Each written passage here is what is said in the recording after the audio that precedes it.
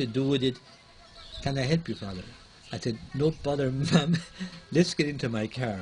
I get into the car straight away. Brought her out to Kunkajang, where I had a little school under a tree. The first school in Kunkajang under a big, big tree up here. And I showed her that, and that was Margarita Edenius. And she became the mother of Kunkajang and of so many other church places, Catholic missions in the Gambia. 50 years in religious life. 50 years in religious life. That's why I find the difference between then and now. That time, excuse me, to get from Sirikunda to here, it took about 2 hours. I mean, I had to come by in behind Tangier, there was a timber bridge, sticks going across a swamp. That's where we came. Now we have a lovely highway. We get out here to Sirikunda 20 minutes. But that time it was at least 2 hours. By vehicle? By vehicle, yeah. Okay. There was, Kunkajang consisted of about 10 grass huts. And full of sickness. Most of the children dying before the age of 5, 75% before the age of 5. So, to counteract that, I started a small clinic with the help of Sister Anne-Marie Murphy of the St. Joseph of Cluny Sisters. Then, because of the vermin and snakes and rats in the grass huts, we began a housing scheme here in Kunkajang. We would get the people to pay $400 for the blocks. Then I would have a mason build the house. I'd find the palm runs and the corrugates, and up to now we built about maybe over 100 houses like that in Kunkajang. So the people weren't living here, but at that time the commissioner in Brikama put out an edict that all those Manjagos living in the bush, not in a concentrated village, should go back to Guinea-Bissau. And Kunkajang was picked as the center for the Mandiagos in this area. If they wanted to stay in Gambia, they stay here in Kunkajang or they get out.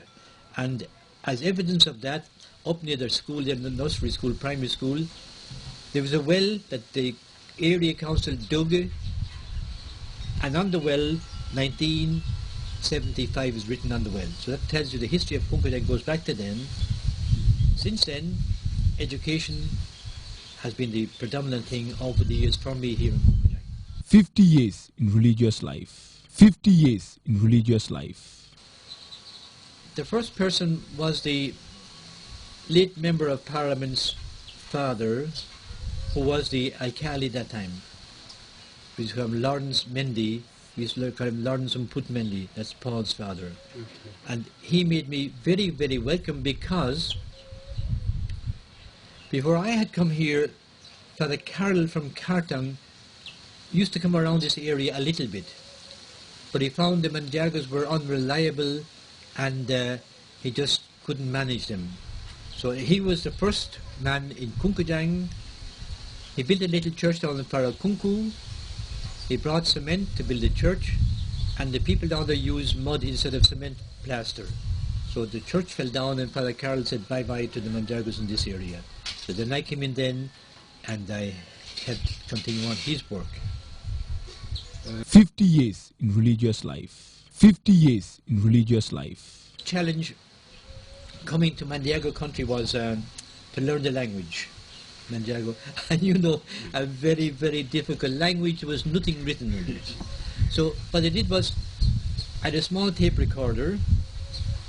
I get somebody, Paul Mendy's sister it was, to translate, this is a cat, the cat is on the table, into Mandiago. And I did in primary 1 book, up as far as primary 6 book, on the tape recorder, translated like that. And in that way, I got the foundation of the Mandiago language. When I had that then, that gave me a good start off into the work among the people. My first Mass in Kunkajang was on a Sunday after I finished Mass in Canifin. We made an altar with 5 or 6 sticks and 2 sticks standing up, a little platform of an altar. I said Mass there.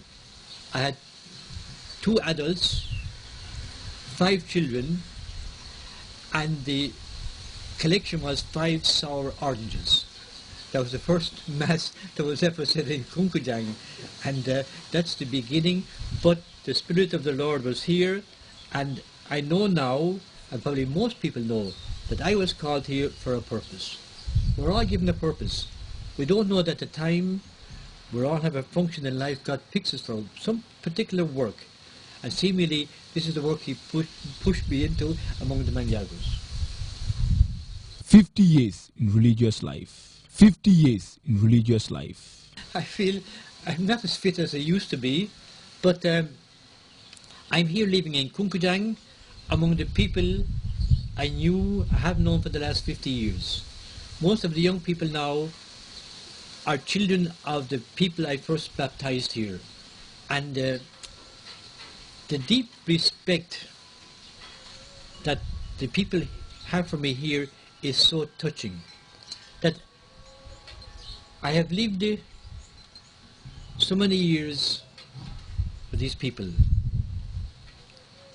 and they have lived so many years with me, with some such simplicity and no nonsense. And to have that is a gift from God.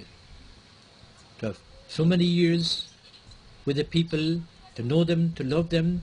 They love you. They have their own way of saying thank you. And it's not the way normal people say thank you, but the people here have their own special way, and they're going to show that on the feast of my Golden Jubilee on the 1st of March. We will see it then. I will remember it as the home of the biggest Ochai in the Gambia. We had the biggest Juju woman in Gambia living in Kunkujang. May she rest in perfect peace. There's a lovely story about her. She was a stepmother of Paul, the late Paul, Member of Parliament. Beautiful woman. And seemingly we became friends very early on, even though I was opposed to the Juju. And she did catechism. And when the time came for her to make the second catechumen, at that time we did the catechumen by steps. Mawatan Gochai Gorong will bring the Galiling will bring I leave the devil all his works and his promises. He said, Father, I'm sorry, I'm not ready yet. And she left the group. 5 years afterwards, we were doing the catechumen again, and that lady came up, Father, I'm ready now. And I baptized her there and then. And she left her Ochai and all the things behind her and died a most holy and beautiful death. That's what they remember most of all, is the fighting with the Juju, and you could say almost winning the battle. Not completely, but almost. 50 years in religious life. 50 years in religious life. Get up early in the morning, good early start, say my mass, meditation. I have the day free then. I do a lot more prayers than I used to because I have more time to pray now, meditation. I do a lot of walking in the bush. I have a beautiful adoration chapel over there. You should see it. Have a look at it. It's beautiful. And I spend a lot of time there. I read, I listen to good music, and that's the way I pass my time here. A lovely, simple way of passing time. There's no boredom, no hardship attached to that. And I have a very good cook who looks after me well. And some lovely children around me as well. So nobody could have a better time than I. And I just wish that priests would end up in the same happy position as I am in today. It's so beautiful to have a retirement in good health. The main thing is to have good health. To be given the gift of good health to the end. I'm not stumbling around yet. Maybe by my Diamond Jubilee I'll be going around with a stick and dark glasses, but at the moment I'm fine. State then, from the beginning, the Gambian state has helped us here in Kunkujang. Kunkujang was nothing at the beginning, 10 grass huts. Now it's a big town. I call it a town. I call Tujuring nearby, I call it village. Tujuring village, Kunkujang town. They don't like that, but never mind. But the government helped us to build a school here. We have a high secondary school here, very high standard of education. At one stage they helped to build a clinic here. After when President Jammeh, before he became president as head of state, he personally told the leader of the immigration group to give Father Sharp a Gambian passport. The next morning I went to the immigration office and got a Gambian